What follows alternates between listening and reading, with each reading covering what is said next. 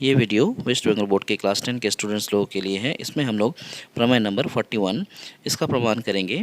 इसमें स्टेटमेंट जो दिया गया है वो है, वृत्त के बाहर स्थित किसी बिंदु से जो दो स्पर्शक खींचे जाते हैं उनकी लंबाई समान होती है एवं उन स्पर्शकों द्वारा केंद्र पर का बना कोण बराबर होता है। तो हमें ये प्रमाण करना है।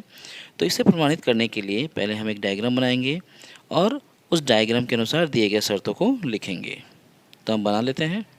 प्रमेय में दिए गए शर्तों के अनुसार हमने एक वृत्त बनाया। इस वृत्त का केंद्र बिंदु O है और इस वृत्त के बाहर स्थित एक बिंदु जिसे हमने P नाम रखा, इस P बिंदु से इस वृत्त के ऊपर दो स्पर्शक खींचा गया है। मान लेते हैं पहला स्पर्शक इस वृत्त को A बिंदु पर स्पर्श करता है, इसलिए हम यहाँ पे A नाम दे देंगे, और ये दूसरा स्पर्शक इस वृत्त को B बिंदु पे टच करता है, इसलिए हम इसका नाम B रख देंगे। अब प्रमेय के अनुसार हमें ये प्रमाणित करना है कि ये PA जो स्पर्शक है और ये PB स्पर्शक है, ये दोनों स्पर्शक समान हैं एवं इन स्पर्शकों के द्वारा केंद्र पर जो बना कोण है, यानी ये वाला कोण और ये वाला कोण, ये भी आपस में बराबर होंगे। कहने का मतलब POA कोण और कोण POB कोण, ये दोनों भी आपस में बराबर होंगे। तो हमें ये प्रमाणित करना है। तो चित्र तो हमने बना लिया। अब इस चित्र के अनुसार हम दिए गए शर्त को लिख लेंगे। चित्र के अनुसार हमने दिए गए शर्तों को यहाँ पे लिख लिया है। तो हमने क्या लिखा, दिया गया है एक वृत्त है, यहाँ पे हम एक वृत्त देख रहे हैं जिसका केंद्र O है, तो केंद्र बिंदु भी हमने O ही रखा है। वृत्त के बाहर एक बिंदु P स्थित है, तो ये वृत्त है, वृत्त के बाहर एक बिंदु P स्थित है।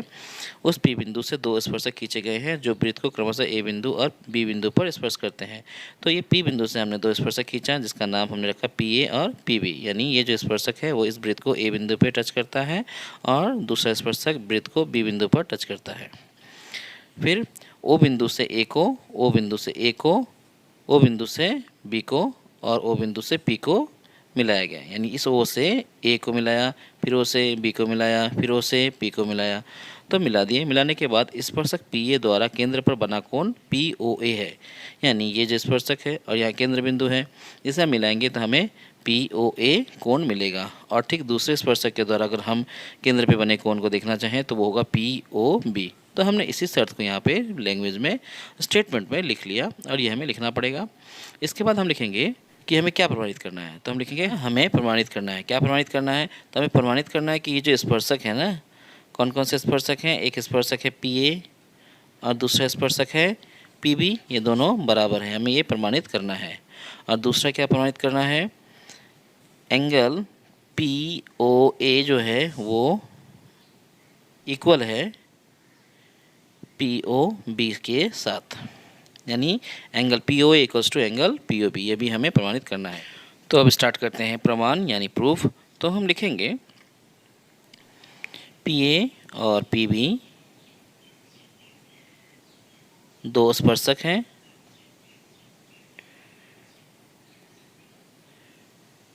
एवं OA कॉमा OB दो स्पर्श बिंदु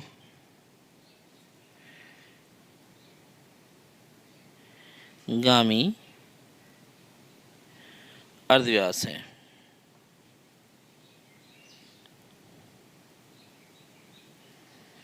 तो हमने क्या लिखा, PA और PB दो स्पर्शक हैं और OA OB दो अर्धव्यास हैं जो वृत्त के A बिंदु और B बिंदु पर क्रमशः खींचा गया है। तो हम एक नियम जानते हैं कि अगर एक स्पर्शक पर केंद्र बिंदु O से अर्धव्यास खींचा जाए तो इस बिंदु पे बना कोण 90 डिग्री का होगा। ठीक इसी तरह से OB एक अर्धव्यास है, PB एक स्पर्शक है, तो इनके बीच में जो कोण बनेगा वो 90 डिग्री का होगा। तो कहने का मतलब ये हुआ कि OAP ये जो कोण है ये 90 डिग्री का है और यहाँ पे OBP ये कोण है ये भी 90 डिग्री का है। तो इसलिए हम यहाँ लिख पाएंगे कि OA लंब है, किसके ऊपर लंब है, AP के ऊपर या PA के ऊपर लंब है, और OB भी जो है वो भी लंब है, किसके ऊपर लंब है, PB के ऊपर या BP के ऊपर लंब है। तो हम PB या BP कुछ भी लिखे, बात बराबरी है। तो हमने यहाँ पे क्या लिखा, OA जो है ये OA इस AP के ऊपर लंब है और ये जो OB है वो इस BP के ऊपर लंब है। उसी चीज़ को हमने यहाँ पे लिख लिया है। चित्र में हमें दो ट्रायंगल दिख रहा है, एक है PAO और दूसरा है PBO। इस PAO ट्रायंगल में A बिंदु पे बना कोण 90 डिग्री का है। इसका मतलब ये जो त्रिभुज है ये एक समकोण त्रिभुज है। ठीक, PBO त्रिभुज में B बिंदु पे बना कोण 90 डिग्री का है। इसका मतलब PBO त्रिभुज जो है ये भी समकोण त्रिभुज है। तो हम यहाँ लिखते हैं समकोण त्रिभुज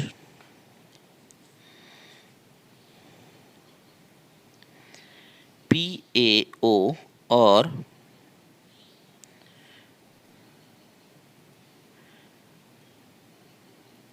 समकोण त्रिभुज PBO में हम लोग PAO ट्रायंगल और PBO ट्रायंगल में काम करेंगे और देखेंगे कि क्या क्या शर्त हमें यहाँ से दिख रहा है। तो सबसे पहले हम लिखेंगे कि एंगल PAO बराबर एंगल PBO। ये दोनों एंगल बराबर है। क्यों बराबर है? क्योंकि प्रत्येक एंगल जो है वो 90 डिग्री का है। अच्छा, और हम लिख सकते हैं कि ये जो OA है और ये OB है ये दोनों बराबर होगा। तो OA इक्वल्स टू OB। क्यों बराबर है? तो हम लिखेंगे एक ही वृत्त के अर्धव्यास हैं, एक ही वृत्त के अर्धव्यास है। ये हमें यहाँ पे लिख देना है। तो हम लोग यहाँ पे लिख दिए। तो दूसरा कंडीशन हो गया। अब तीसरा कंडीशन में हम देख रहे हैं कि ये जो OP लाइन है ना ये दोनों ही ट्रायंगल में मौजूद है। तो हम लिखेंगे OP उभयनिष्ठ भुजा है, यानी OP बराबर OP उभयनिष्ठ भुजा है। तो यहाँ पे लिख देंगे हम उभयनिष्ठ भुजा है, यानी कॉमन साइड है दोनों। तो हो गया। तो हम देख रहे हैं कि इन दोनों ट्रायंगल में A बिंदु और B बिंदु पे बना कोण 90 डिग्री है, यानी PAO और PBO ये दोनों को 90 डिग्री का हो गया। उसके बाद OA और OB ये भी बराबर है, जैसे हमने यहाँ पे लिख ही लिया है। क्यों बराबर है? क्योंकि ये एक वृत्त के अर्धव्यास हैं। दूसरा ये जो OP लाइन है ना ये दोनों ही त्रिभुज में है, यानी हम इसको उभयनिष्ठ भुजा कह सकते हैं। तो यहाँ पे 3 शर्त हमें दिख रहे हैं और इस शर्त के अनुसार हम ये कह सकते हैं कि ये जो दोनों ट्रायंगल है ये सर्वांगसम है, यानी कॉन्ग्रुएंट है। तो हमें कौन सा रूल यहाँ पे देखने को मिलेगा? तो हमें यहाँ पे RHS रूल देखने को मिलेगा। तो हम यहाँ देख रहे हैं कि समकोण त्रिभुज PAO और PBO ये दोनों क्या हो गए? सर्वांगसम हो गए। तो हम यहाँ लिखेंगे इसलिए त्रिभुज PAO सर्वांगसम है त्रिभुज PBO के। क्यों? तो हम यहाँ पे बोल देंगे RHS शर्तानुसार।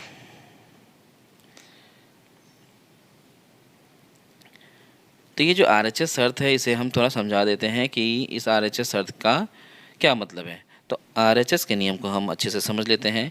इस R का मतलब होता है राइट एंगल ट्रायंगल, यानी जिन त्रिभुजों को हम सर्वांगसम प्रमाणित करना चाहते हैं वो त्रिभुज कैसे होने चाहिए? राइट एंगल होने चाहिए, यानी समकोण त्रिभुज होना चाहिए। तो जैसा कि हमने यहाँ पे जिस त्रिभुज में काम किया वो है PAO और PBO, और हम देख रहे हैं कि A बिंदु पे इस त्रिभुज के 90 डिग्री का कोण है और ये त्रिभुज में B बिंदु पे बना कोण 90 डिग्री का है। इसका मतलब दोनों ही त्रिभुज जो है वो समकोण है। तो ये R वाला जो कंडीशन है ये पूरा हो जाता है। दूसरा है H माने जिस दो त्रिभुज को हम सर्वांगसम प्रमाणित करना चाहते हैं उन दो त्रिभुजों का जो कर्ण है वो भी बराबर होना चाहिए।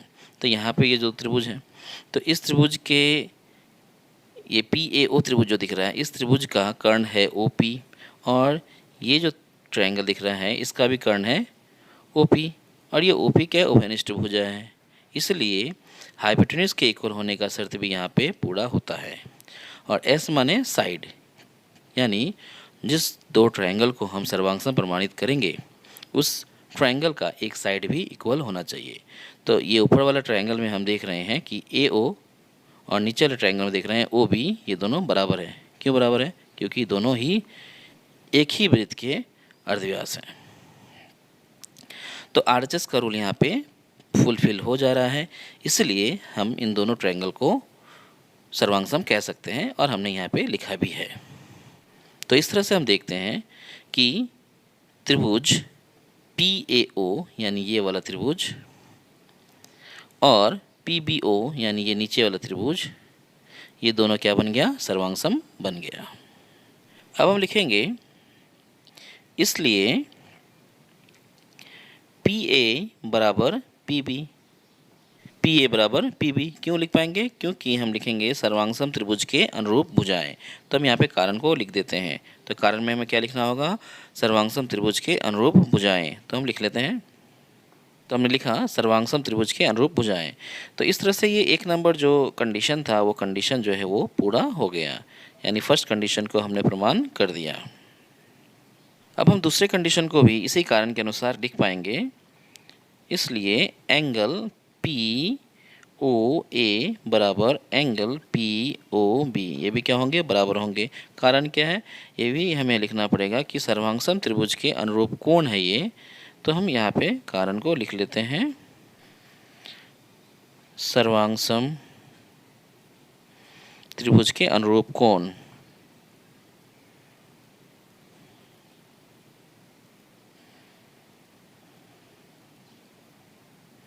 तो सर्वांग समता के नियम के आधार पे हम लिख सकते हैं कि angle POA equals to angle POB, और यही हमें दूसरा कंडीशन में प्रमाणित करना था और ये प्रमाण भी हो गया। तो इस तरह से देखते हैं कि प्रमेय का जो प्रमाण है जिसे हमें प्रमाणित करना था उसे हमने प्रमाणित कर दिया। पहले शर्त को हमने 1 नंबर में प्रमाणित किया, दूसरे शर्त को हमने 2 नंबर में प्रमाणित कर दिया। तो इस तरह से ये प्रमेय जो है वो पूरा हो जाता है। इसमें एक उप प्रमेय भी जोड़ा जा सकता है, जैसे कि प्रमाणित करो कि OP रेखा एंगल APB को समद्विभाजित करता है। तो हमें बस 1-2 लाइन यहाँ पे एक्स्ट्रा ऐड कर देना है।